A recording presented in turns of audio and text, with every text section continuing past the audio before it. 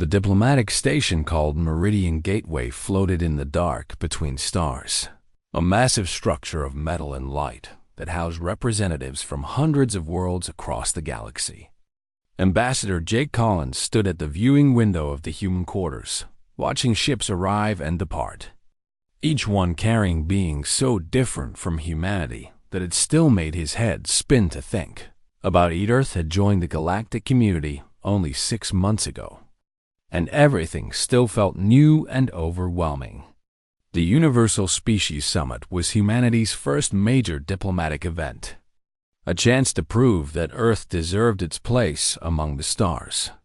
And Jake felt the weight of that responsibility on his shoulders every moment. Ambassador. "The briefing is ready," Lieutenant Ben Morris said from behind him, holding a data pad that glowed with information about the various species they would encounter. Jake turned away from the window and took the pad, scrolling through pages of alien cultures, customs, and protocols. There were so many rules to remember, so many ways to accidentally insult someone or start an interstellar incident. "Tell me about the Vorkai again," Jake said. Though he had already read the file 3 times, Ben's expression became serious, almost fearful. "The Vorkai are the most dangerous species in known space, sir. They stand nearly 3 meters tall at the shoulder, massive 4-legged predators with black fur that seems to drink in light itself. Their eyes glow amber, and they move like liquid death."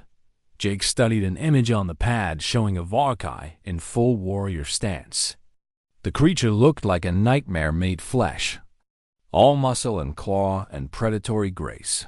"They come from Vorkan Prime, which makes Earth look like a vacation resort," Ben continued. "Gravity twice what we're used to, megafauna that would terrify a dinosaur, and weather patterns that include acid rain and electromagnetic storms. The Vorkai evolved at the top of the food chain, and they've never forgotten it." "And their military record?" Jake asked, though he knew the answer. 12,000 years of recorded history, and they've never lost a battle, Ben said quietly. "Not one. They serve as peacekeepers for the galaxy, and most species are too terrified to challenge them. When the Vorkai arrive at a conflict, it ends immediately." Jake nodded, absorbing this information. The galaxy clearly respected the Vorkai, feared them even, and humanity needed to be very careful in how they interacted with such a powerful species. "Now tell me the most important thing," Jake said. Looking Ben in the eyes, Ben took a breath. "Never, under any circumstances, touch a Vorkai without explicit permission. Physical contact is sacred to their culture, reserved only for family, mates, and blood enemies. To touch a Vorkai without invitation is to declare yourself one of those 3 things. And if you're not family or a mate, you're declaring yourself an enemy." Jake finished, "And they kill enemies on sight," Ben added. "No trial, no discussion, no mercy. It's happened 17 times in galactic history, and all 17 species who violated the rule lost members. The Vorkai consider unwanted touch to be the ultimate violation, and they respond with absolute force." Jake set down the pad and straightened his uniform. "So we keep our distance, we show respect, and we don't make any sudden moves." "Exactly, sir." The briefing continued for another hour, covering dozens of other species and their customs. But Jake's mind kept returning to the Vorkai. Something about them fascinated him even as it worried him.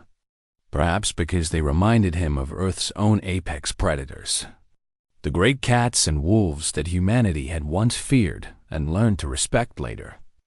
Jake stood in the grand atrium where the opening ceremony would take place.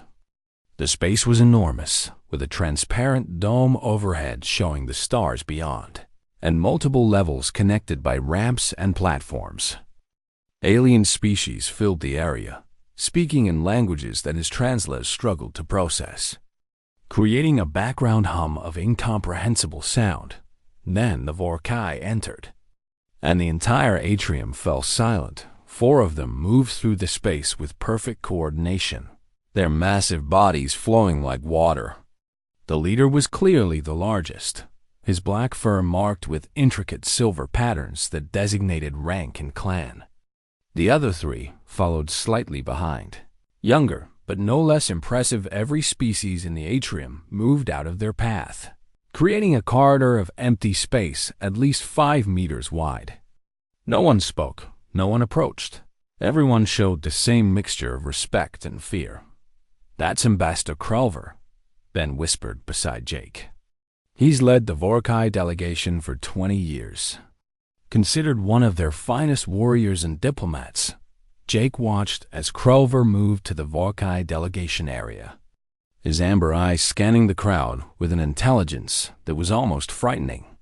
This was no simple beast, no matter how animal his form appeared.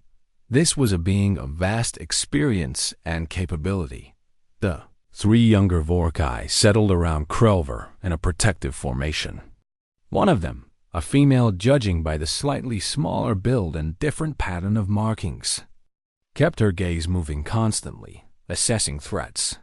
"The female is Vera," Ben said, following Jake's gaze. "She's being trained as a warrior diplomat. The other 2 are Drakethur and Throck, both combat specialists learning the political side of their duties."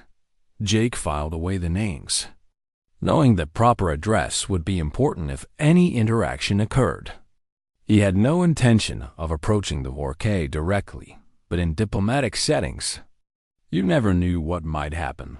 The ceremony began with a traditional greeting from the station's administrator, a floating jellyfish-like being called a Quirrell, who spoke in melodious tones about unity and cooperation. One by one, species presented themselves, showcasing their cultures through displays of technology, art, or performance. The Vorkai presentation came in the middle of the schedule. Krelver stepped forward alone, and the atrium fell silent again. What followed was a demonstration of combat technique that left Jake breathless. Krelver moved through forms that combined grace and power in ways that seemed impossible for something so large, his body flowing from stance to stance with perfect control. He incorporated holographic opponents that appeared around him, and he defeated them all in seconds. His movements precise and devastating. But what struck Jake most was not the violence of the display, but the restraint. Every strike stopped exactly where it needed to. Every movement calculated to disable rather than kill, showing that the Vorkai understood the difference between warrior and murderer. When the demonstration ended, Krelver bowed to the assembly, and the respect in that gesture somehow made him seem even more formidable. Earth's presentation came near the end. Jake stepped forward with the rest of the human delegation, and he delivered the speech he had prepared about humanity's hopes for cooperation and learning, about Earth's desire to contribute to galactic society while respecting the wisdom of older civilizations. Some species seemed receptive, nodding or making sounds of approval through their translators. Others appeared skeptical, probably wondering what these young upstarts from a barely explored backwater could possibly offer. As Jake spoke, he felt eyes on him and glanced toward the Vorkai delegation. Krelver watched him with those amber eyes, his expression unreadable but his attention complete. The ceremony concluded, and delegates began to mingle in the atrium, forming groups and starting conversations. Jake moved through the crowd with Ben at his side, trying to make connections and learn about the various species. An hour passed in introductions and polite exchanges.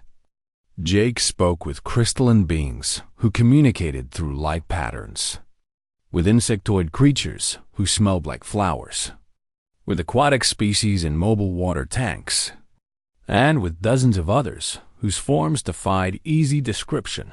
He carefully maintained the 5-meter distance from the Vorkai, as did everyone else.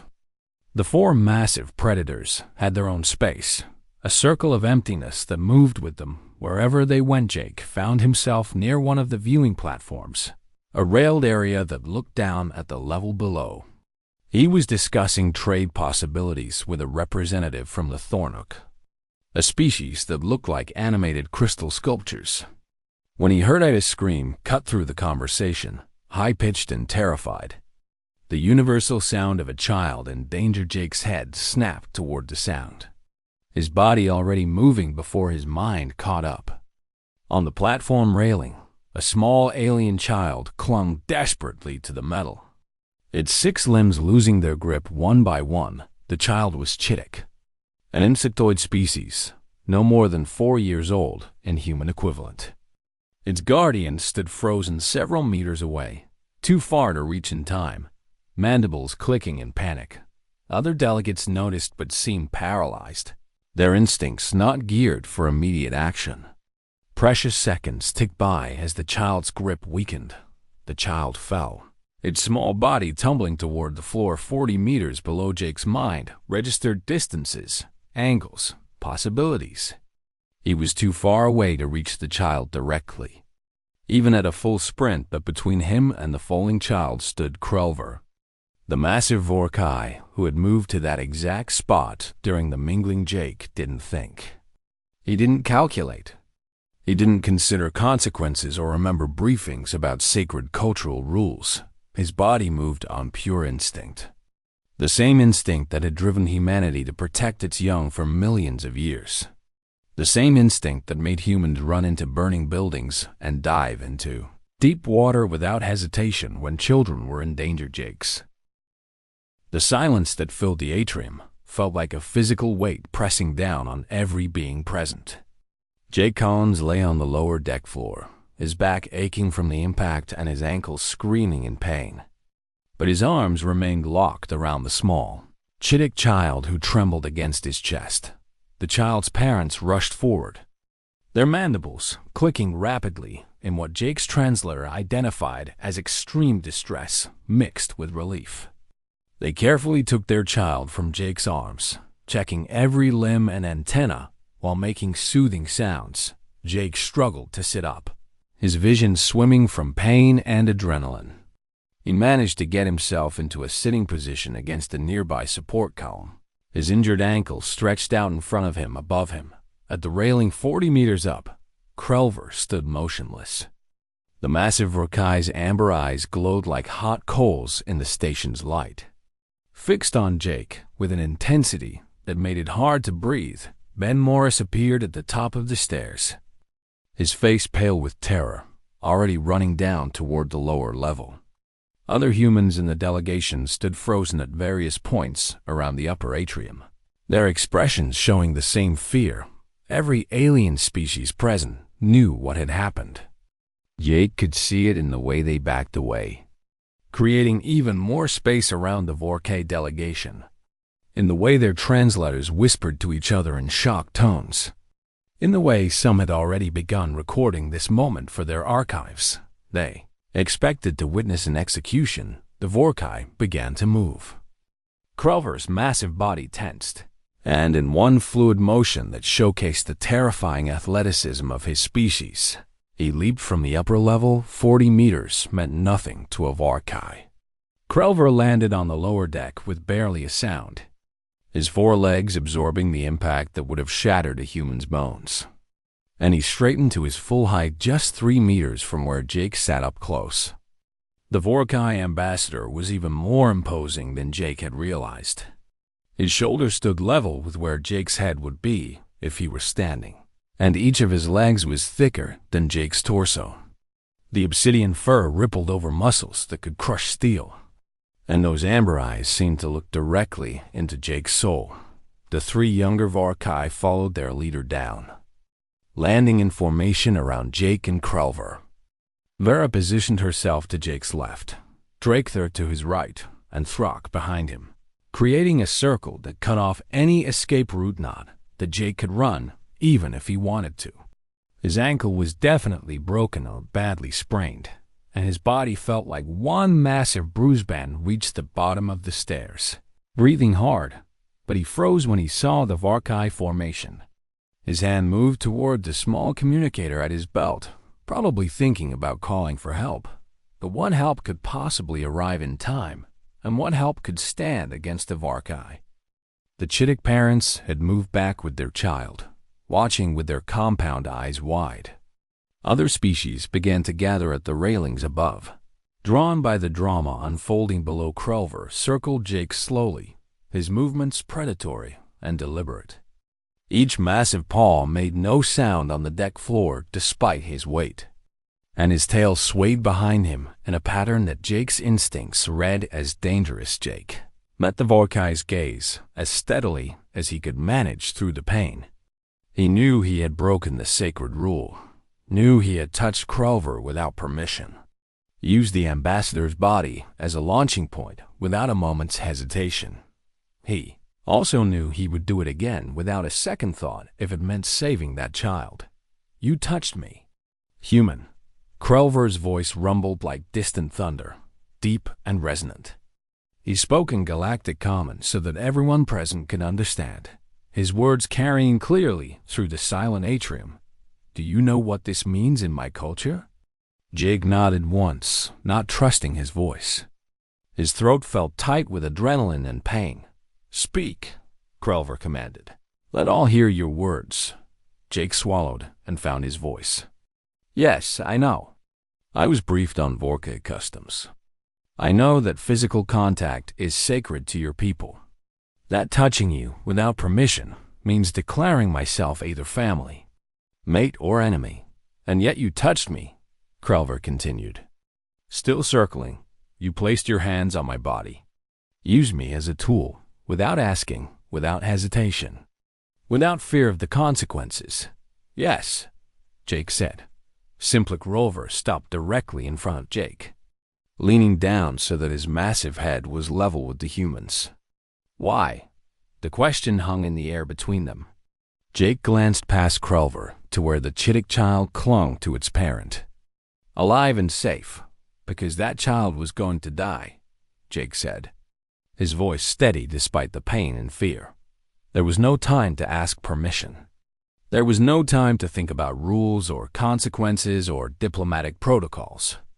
There was only time to act, and you were in the position I needed to reach the child. "You knew the rule," Krelver said. "You knew the punishment for breaking it. I did, and still you touched me. I would do it again," Jake said, meeting those amber eyes directly. "That child's life mattered more than any rule, more than my safety, more than diplomatic relations between our species. Children are precious, innocent, deserving of protection.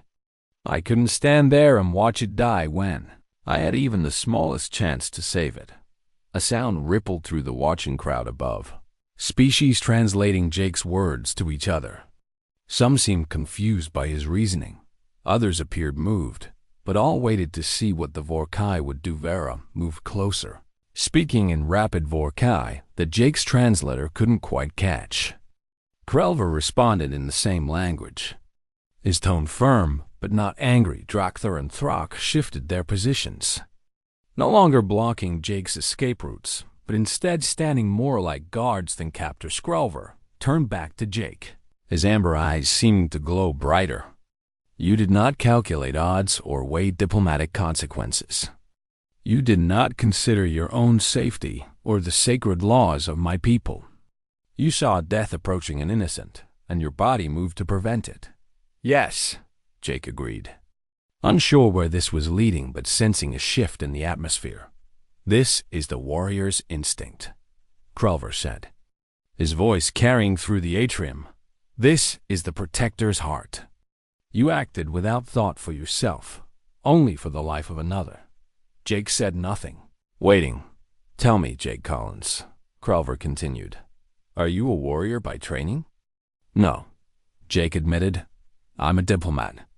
I was chosen for this mission because I'm good with words, with negotiation, with finding peaceful solutions to problems." For the first time, a sound emerged from Krelver that might have been laughter, though it rumbled like rocks grinding together in an avalanche. "Good with words," he says, and yet in a moment of crisis, he had no words. Only action, only instinct, only the drive to protect. The massive Vorkai straightened to his full height again, and when he spoke next, his voice rang with authority that demanded attention from every being in the station. "Humans of Earth, Delegates of the galaxy, hear now the judgment of Krelver. Ambassador of the Vorkai Collective, he announced. Jake Collins of Earth has touched me without permission. He has broken the sacred law that governs contact with my people. By ancient tradition, this contact carries meaning that cannot be ignored or forgiven. The crowd above leaned forward, species holding their breath or whatever equivalent they possessed. But the nature of contact matters. Krelver continued. Intent shapes meaning. Action reveals character. Jake Collins did not touch me in challenge or hatred. He did not touch me to assert dominance or show disrespect. He touched me in the act of protecting innocent life, using whatever means necessary to achieve that protection. Krelver placed one massive paw on Jake's shoulder. His claws carefully retracted so they wouldn't pierce skin. The weight of it was substantial but controlled, gentle despite the strength behind it. Among my people, family touches freely because trust is absolute, Krelver said. We touch those we would die to protect, those whose lives matter as much as our own. Jake Collins used my body to save a child, not because he trusted me to allow it, but because the child's need outweighed all other considerations, including his own survival. The Vorkai ambassador's voice grew stronger, resonating with emotion that Jake had not expected from such a fearsome being. This human demonstrated the highest value of Vorkai culture. The strong exist to protect the weak, not to dominate them. He showed us that humanity understands this truth in their very bones, in their instincts, in their reflexes before thought can interfere. Krelver looked down at Jake again, and this time there was something in those amber eyes that might have been respect, might even have been warmth. Jake Collins, by your action, by your instinct, by your complete disregard for your own safety in the service of protecting innocent life, you have touched me as family touches, Krelver declared. You have shown the heart of a Vorkai in a human form. Gasps and shocked sounds rippled through the watching crowd. Ben Morris stood frozen on the stairs, his expression transforming from terror to disbelief. I claim you as Vorkai kin, Krelver announced, his voice carrying to every corner of the atrium. You are under the protection of the Vorkai Collective. Your pack is our pack. Your enemies are our enemies. Your honor is our honor. Let it be known across all worlds. Earth has earned the respect of Vorkai. The declaration hung in the air like thunder after lightning. Species began speaking all at once, their translators creating a cacophony of sound. News of what happened in the atrium spread through the galactic network faster than light itself. Within hours, every major civilization knew that the Vorkai had claimed humanity as kin, that a human diplomat had broken the unbreakable rule and survived, that Earth had somehow earned the respect of the galaxy's most feared warriors. Jake Collins spent the first day after the incident in the medical bay, where human doctors worked alongside the Vorkai healer Throck to repair his damaged ankle. The combination of human medical technology and Vorkai healing knowledge proved remarkably effective, and the prognosis was better than Jake had dared hope. You will walk normally within 3 of your days, Throck told him, applying a pace that numbed pain and accelerated bone healing. The injury was significant but clean. No permanent damage if you rest and allow proper recovery. Jake lay back on the medical bed, still processing everything that had happened. Thank you, Throck. I appreciate your help. The young Vorkai's amber eyes brightened slightly. You are kin now. We care for our own. This is not favor, but duty and honor. Ben Morris burst into the medical bay, his datapad glowing with notifications. Ambassador, you need to see this. The communication requests are overwhelming. How many? Jake asked, though he suspected the answer would be high. 217 species have requested formal meetings with the Earth delegation, Ben said, his voice filled with disbelief. Trade proposals, cultural exchanges, defense pacts, research partnerships. Species that wouldn't give us the time of day a week ago are now offering agreements that usually take years to negotiate. Jake pushed himself up on his elbows, ignoring the protest from his ankle. 217? And counting, Ben confirmed. The Vorkai endorsement carries enormous weight. Everyone knows that Krelver doesn't make empty gestures. If he claims Earth as kin, other species see it as validation that humanity is worth their attention. Over the next several days, Jake's medical bay room became an unlikely center of diplomatic activity. Species representatives came in a steady stream, each offering proposals and seeking Earth's cooperation. The Zelnari, an aquatic species in mobile water tanks, offered advanced water purification technology in exchange for Earth's music and art. The Thornuk, beings of living crystal, proposed a research partnership to study human adaptability and resilience. Even species that had seemed hostile during the initial briefings now approached with respect and interest. The Kravaks, warrior beings who valued strength above all else, sent envoys to discuss military training exchanges, but the most surprising visit came from the Chittick family whose child Jake had saved. The parents entered the medical bay with their child between them, all three moving with the careful grace of insectoid beings. They approached Jake's bed and performed a complex gesture that his translator identified as profound gratitude. "We are Lin and Pak," the parent identified as Lin said. "Our child is called Zix. We owe you a life debt that can never be repaid." Jake smiled at the small Chittick, who watched him with multifaceted eyes. "I'm just glad Zix is safe. Any parent would have done the same, but you are not Zix's parent," Pak said gently. "You are not even the same species. Yet you risked everything to save our child. This is the mark of true compassion, of genuine goodness that crosses all boundaries." The Chittick couple presented Jake with a crystal data storage device. "This contains the complete genetic database of our homeworld's plant life," Lin explained. "Thousands of species, many with remarkable medicinal properties. Our Science Council offers this as a gift to Earth, along with full trade agreements and cultural exchange programs. Your child's life is worth more than any database," Jake said, accepting the crystal. "But Earth will treasure this gift and honor the friendship you offer." After the Chittick family left, Ben pulled up a chair beside Jake's bed. "Do you understand what's happening, sir? One action, one moment of instinct, and you've opened doors for Earth that diplomats usually spend decades trying to unlock." Jake looked at his injured ankle, wrapped in both human bandages and Vorkai healing paste. "I didn't think about opening doors. I just couldn't let that child die. That's exactly why it worked," a deep voice said from the doorway. Krelver entered the medical bay, his massive form somehow moving gracefully through the human-sized space. Throck immediately stood and bowed to his ambassador, who returned the gesture with obvious affection. "How does our kin recover?" Krelver asked, approaching Jake's bed.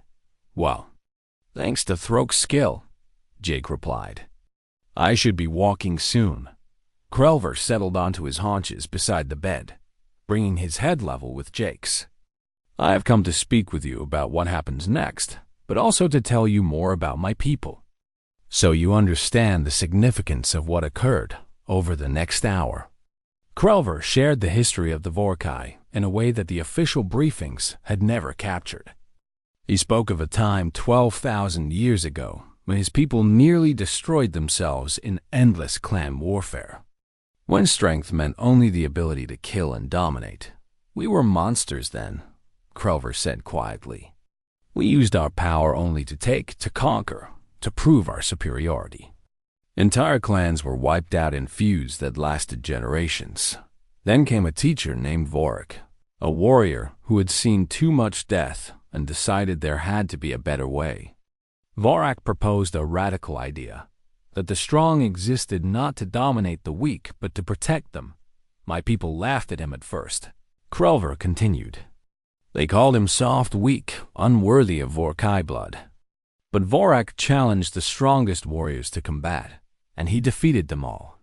He proved that compassion and strength were not opposites but complements. Vorak's teaching became the foundation of modern Vorkai culture.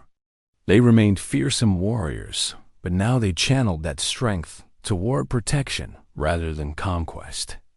They became peacekeepers, defenders of the innocent, guardians of those who could not guard themselves. The rule about touch stems from this philosophy, Krelver explained. Physical contact is sacred because it represents relationship, connection, commitment. When someone touches us, they declare the nature of our bond. Most fear this rule because they think it restricts them, threatens them. He paused, his amber eyes focusing on Jake with intensity. But the rule actually invites genuine connection. Those who touch us with true purpose, with honest intent, with real need, they show us their character in that moment. Your touch told me everything about humanity that I needed to know. Jake absorbed this information, understanding now why his instinctive action had such profound meaning. You saw that I would protect the innocent without calculating the cost. I saw that your species carries the same truth we learned 12,000 years ago, Krelver confirmed. That true strength serves life, not death. That power means nothing if not used to guard the vulnerable. That sometimes the right action requires breaking rules. Ben, who had been listening silently, spoke up. Ambassador Krelver, what does it mean for Earth to be claimed as Vorkai kin? What obligations does this create? Krelver's expression became serious. It means that attacks on human interests will be treated as attacks on Vorkai. It means we will share our trade networks, our military training, our cultural knowledge. It means Earth has allies who will stand beside them in crisis. And what does Earth owe the Vorkai in return? Ben asked. Nothing, Krelver said simply. Kin relationships are not transactional. We do not keep ledgers of debts and favors. You have shown yourselves worthy through Jake's actions. And that is enough. Over the following days, Jake received more visitors. Vera came to discuss Earth's history, fascinated by the parallels between human development and Vorkai evolution. Both species had struggled with warfare. Both had eventually learned to channel their strength toward protection rather than destruction. Spend hours with human military advisors, sharing tactical knowledge and learning about human approaches to combat. The young Vorkai was impressed by humanity's creativity, their ability to win through unconventional methods. But it was Krelver who became a regular presence in Jake's recovery. And through their conversations, a genuine friendship began to form. The massive Vorkai spoke of his 90 years of life, of the countless species he had met, of the rare individuals who possessed the clarity to act without hesitation when moments demanded it. Most beings are trapped by their thoughts, Krelver said during one visit. They hesitate because they calculate. They freeze because they consider consequences. But you, Jake Collins, you acted before thought could interfere. Sometimes I think that's not a virtue, Jake admitted. Sometimes I think I should have considered the consequences more carefully. Krelver made that rumbling sound that might be laughter. If you had considered consequences, the Chittit child would be dead. Paralysis by analysis is the enemy of action. Yes, thought has value, but there are moments when instinct must lead. Jake nodded slowly. Your culture values this? The ability to act without overthinking? We value wisdom that lives in the body as much as wisdom that lives in the mind, Krelver explained. True warriors don't think their way through combat. They train until right action becomes instinct. You showed us that humanity has good instincts, instincts that serve life. By the end of the week, Jake was walking again, his ankle healed enough to bear weight. Throck pronounced him fit for. The days following Jake's recovery brought changes that rippled through the entire diplomatic station. Human delegates who had arrived expecting to spend weeks begging for minor trade agreements now found themselves overwhelmed with offers and opportunities Lieutenant Ben Morris had practically taken up. Residence in the communications center, coordinating meetings and vetting proposals. He looked exhausted but energized, running on adrenaline and the thrill of watching Earth's galactic standing transform before his eyes. We have 3 more species requesting defense. Consultation meetings. Ben told Jake as they walked through the station's main corridor. The Yalish want to know if we'd consider joint military exercises. Apparently, word has spread about human tactical creativity. Jake limped slightly as they walked, his ankle still tender but functional. Defense consultations? We've been in space for 6 months. What could we possibly teach species that have been traveling the stars for millennia? According to the Yalish representative, our approach to asymmetric warfare is unique. Ben explained, pulling up data on his pad. Most galactic species fight with overwhelming force or superior technology. Humans fight with creativity, adaptation, and what they're calling aggressive improvisation. They entered the human delegation quarters where the rest of Earth's diplomatic team had gathered. 15 men and women who had come to the summit as hopeful newcomers and now found themselves at the center of galactic attention. Lisa Grant, the trade specialist, stood presenting holographic charts. The economic opportunities are staggering. We're being offered access to markets that usually require centuries of relationship building. The Vorkai endorsement has opened doors we didn't even know existed. Kevin Park, the cultural attaché, added his observations. But we need to be careful. Some species are approaching us because they genuinely respect what Jake did. Others see an opportunity to curry favor with the Vorkai through us. We need to distinguish between authentic partnership and political maneuvering. Jake nodded, appreciating Kevin's wisdom. Good point. We should focus on building relationships with species that share our values, not just those seeking Vorkai connections. The discussion continued for hours, with the team analyzing each proposal and request. They established criteria for prioritizing meetings and developed strategies for long-term relationship building. Later that evening, Jake found himself back at the viewing platform where everything had started. He stood at the railing, looking down at the lower deck where he had caught the Chittick child, where he had broken the galaxy's most sacred rule. You return to this place often. Crover's voice came from behind him. Jake turned to find the massive Vorkai approaching silently. I keep thinking about that moment. Everything happened so fast, and yet it changed everything. Crover joined him at the railing, his amber eyes reflecting the stars visible through the dome above. Change often comes in moments, not movements. A single choice, a single action, and the future shifts onto a new path. They stood in companionable silence for a while. Jake had grown comfortable with Crover's presence over the past week, learning that beneath the fearsome exterior lived a being of deep thought and genuine warmth. I want to ask you something, Jake said finally. When I touched you, when I used your body to reach the child, what did you feel in that moment? Crover considered the question. Shock, initially. No one had dared touch me uninvited in decades. Then came recognition as I understood your intent. I saw the child falling, saw you calculate distances with your eyes, saw you realize I stood between you and your goal, and you didn't stop me. Jake noted.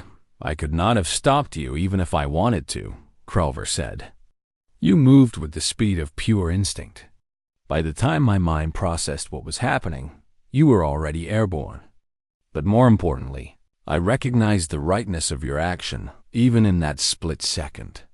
The Vorkai shifted his weight, settling into a more relaxed posture. My people pride ourselves on our warrior instincts, our ability to act decisively in crisis. We trained for years to achieve what you did naturally. You saw need and responded without the paralysis of overthinking. Is that common among humans? Crover asked, this instinct to protect young, even those not of your species. Jake thought about Earth's history. Yes, I think so. Humans form bonds across species barriers easily. We keep animals as family members. We rescue wildlife from danger. We feel protective toward anything small and vulnerable. It's hardwired into us somehow. This explains much, Krelver rumbled thoughtfully. Vera has been studying your history, learning about human development. She tells me that humans domesticated other species, not through domination, but through mutual cooperation. You formed partnerships with wolves, cats, horses, all manner of creatures. We did, Jake confirmed. We saw other species not as tools or resources, but as potential companions. Partners, friends. Krelver's amber eyes glowed brighter. This is why I claimed you as kin. The Vorkai recognize beings who understand that strength serves connection, not conquest. You showed us in one moment what your entire species believes at its core. Their conversation was interrupted by the arrival of Vera and two other Vorkai Jake hadn't met before. The young female approached with obvious respect. Ambassador Krelver, Jake Collins, she said. I bring representatives from the Vorkai Science Council. They wish to propose a research collaboration with Earth. The two new Vorkai were older, their obsidian fur marked with patterns that Jake was learning to read. These were scholars, their markings indicating specialization in biology and sociology. The elder of the two, a female named Kethra, spoke in careful Galactic Common. We have studied humanity's approach to interspecies relationships. Your history of animal domestication, your capacity for cross-species empathy, your instinct to protect the vulnerable regardless of genetic similarity. These traits are rare in the galaxy. Her companion, a male named Vorsek, continued. Most species develop strong in-group preferences. They protect their own kind but show limited concern for others. Humans seem to have evolved different instincts. You extend family bonds across enormous genetic distances. We would like to understand this trait, Kethra said, not to exploit it but to learn from it. The galaxy faces many challenges that require cooperation between vastly different species. Humanity's natural inclination toward cross-species partnership could provide insights. Jake glanced at Krelver, who nodded encouragingly. I think Earth would be honored to participate in such research, Jake said. But any study would need to be collaborative, with human scientists involved as equal partners. Of course, Vorsek agreed immediately. We seek understanding, not subjects. Vorkai science is built on respect and partnership. The conversation that followed laid groundwork for an unprecedented collaboration. Earth scientists would work with Vorkai researchers to study the biological and cultural factors that shaped humanity's unique approach to interspecies relationships. As the Vorkai scholars departed, Jake felt the weight of responsibility settling on his shoulders. Earth wasn't just making diplomatic connections anymore. They were being invited to contribute to galactic understanding in meaningful ways. The next day brought an unexpected challenge. A species called the Drex, aggressive traders with a reputation for sharp dealing, requested a meeting with Jake personally. Ben was suspicious. The Drex have never shown interest in human affairs before. Why the sudden attention? Jake reviewed the available information on the Drex. They were bipedal reptilians, skilled negotiators who often drove hard bargains. Not hostile, but certainly focused on their own interests. Let's hear what they have to say, Jake decided. But we'll be careful. The Drex representative, a sleek being named Scarth, entered the meeting room with obvious confidence. His scales gleamed under the station lights, and his eyes held the calculating intelligence of a born merchant. Ambassador Collins, Scarth began, his voice smooth and practiced. I come with a proposal that could benefit both our species greatly. I'm listening. Jake said neutral as Scarth outlined a trade agreement that sounded generous on the surface. The Drex would provide advanced manufacturing technology in exchange for Earth's agricultural products and cultural media. But as the conversation progressed, Jake noticed clauses that would give the Drex unfair advantages. Exclusivity agreements that would prevent Earth from trading with other species.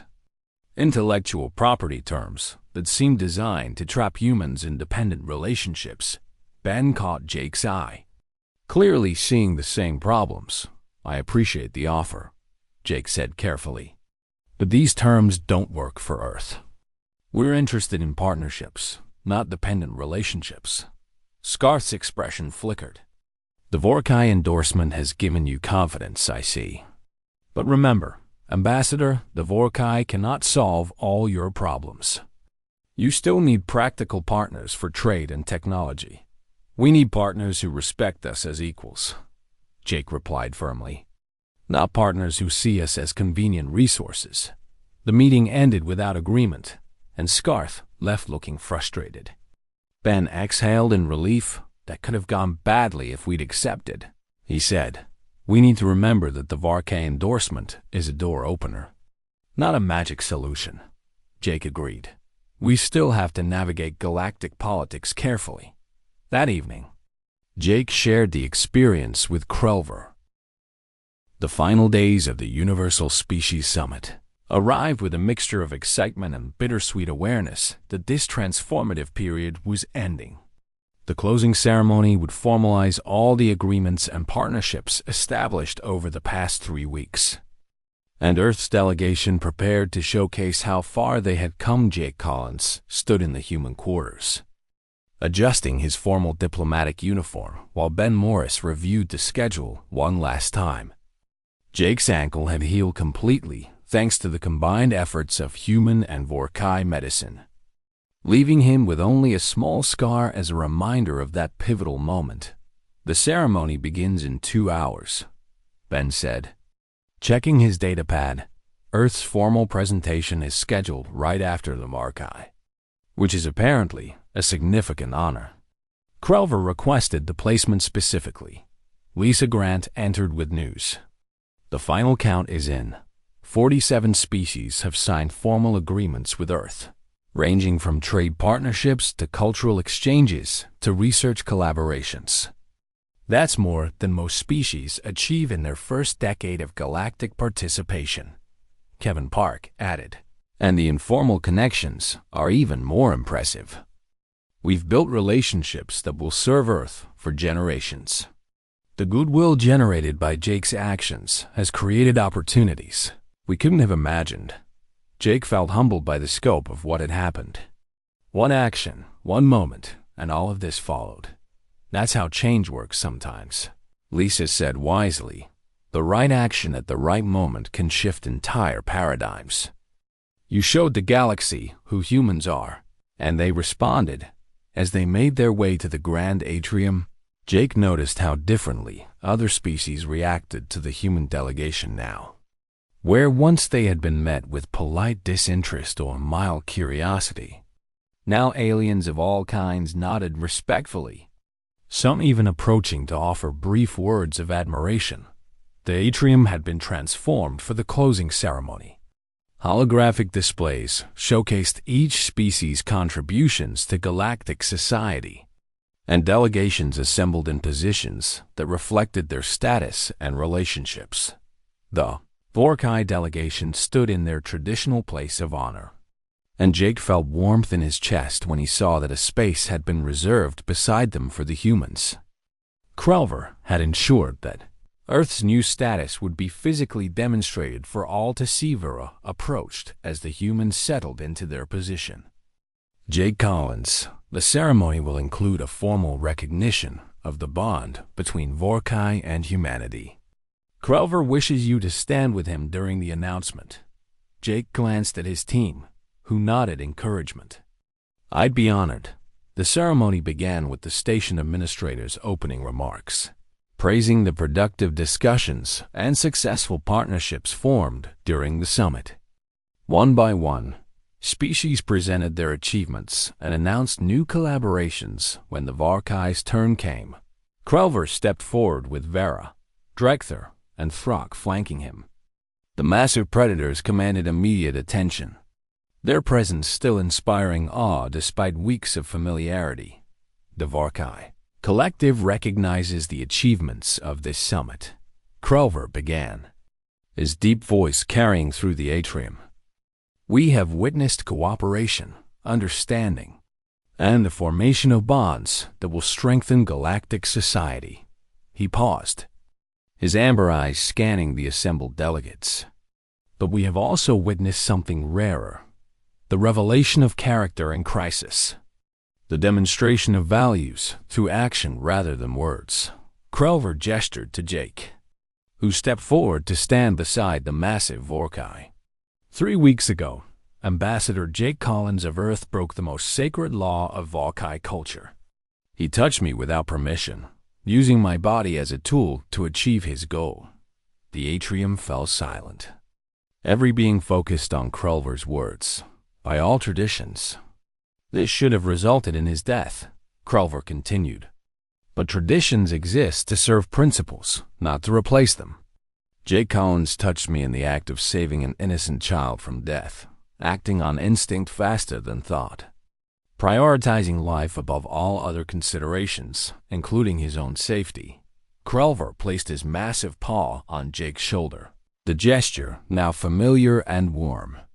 In that moment, he showed us the heart of humanity, a species that extends protection across all boundaries, that acts to preserve life without calculation, that understands at an instinctive level what many species must learn through painful experience.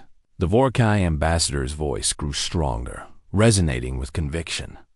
Therefore, the HFY Collective formally recognizes humanity as HFY kin. We pledge our protection, our partnership, and our respect. We open our trade networks, our training grounds, and our councils to Earth. We declare that humanity has earned its place among the stars, not through force or cunning, but through compassion and courage. The declaration was met with a wave of sound. Species chittering, humming, clicking, and speaking in hundreds of languages that blended into a symphony of acknowledgement. But Krelver wasn't finished. More than this, I personally claim Jake Collins as pack brother. He has shown himself worthy not just of respect, but of genuine affection. His friendship honors me and all HFY. Jake felt tears prick his eyes, overwhelmed by the public declaration. He managed to speak, his voice rough with emotion. The HFY honor me beyond measure. I acted on instinct, but I would choose the same action with full knowledge. Some things matter more than rules, more than safety, more than diplomatic protocols. Protecting the innocent is one of those things. The crowd erupted in approval, and Jake stepped back to allow the ceremony to continue.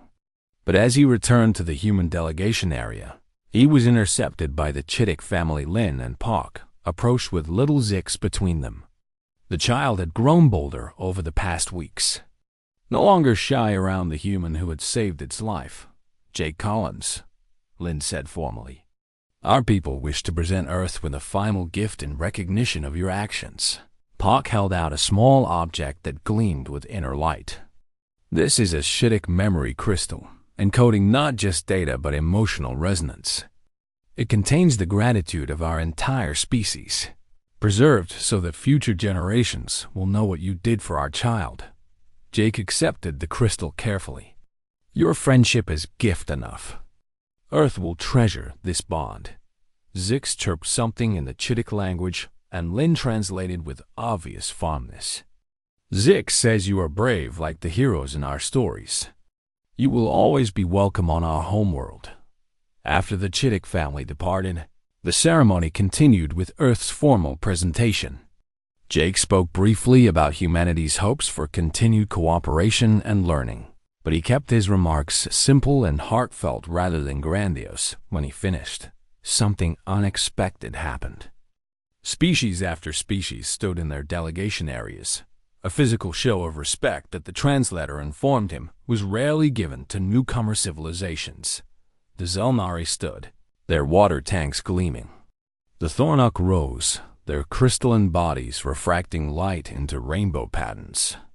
The Yalish, the Krivaks, the Morlin, and dozens of others, all showing respect for Earth and what humanity represented even Some species that had been skeptical or dismissive weeks ago now stood, acknowledging that Jake's actions had proven something important about human character. As the ceremony concluded and delegates began to mingle one final time before departing, Jake found himself surrounded by well-wishers from across the galaxy.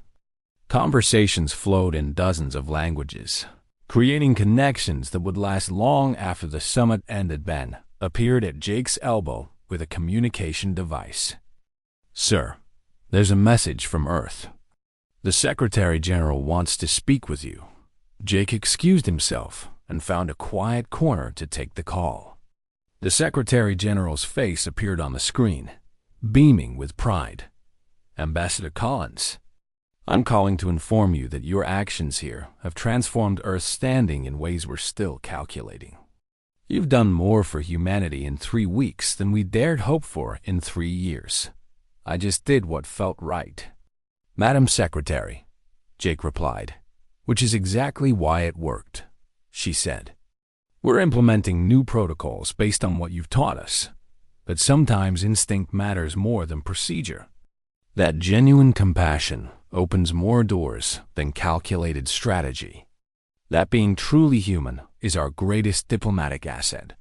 After the call ended, Jake rejoined the gathering. He found Krelver standing with Vera and the other young Vorkai, speaking with human military advisors about training exchange programs. The Vorkai ambassador noticed Jake and rumbled a greeting. "Come, pack brother. Vera wishes to show the humans some of our combat philosophy." What followed was a demonstration that left the human observers fascinated. Vera moved through forms that emphasized protection over aggression, showing how Vorkai combat techniques focused on defending the vulnerable rather than destroying opponents. "True strength doesn't announce itself," Vera explained as she demonstrated. "It exists quietly until needed, then acts decisively. The greatest warriors are those who prevent violence rather than excel at it." Jake watched, recognizing the philosophy that had shaped his own actions weeks ago. He had acted to prevent harm, not to prove anything or gain advantage. And that instinct had resonated with the Vorkai at the deepest level as evening approached and delegates began departing for their ships. Jake stood one final time at the viewing platform where everything had begun. He looked down at the lower deck, remembering the fear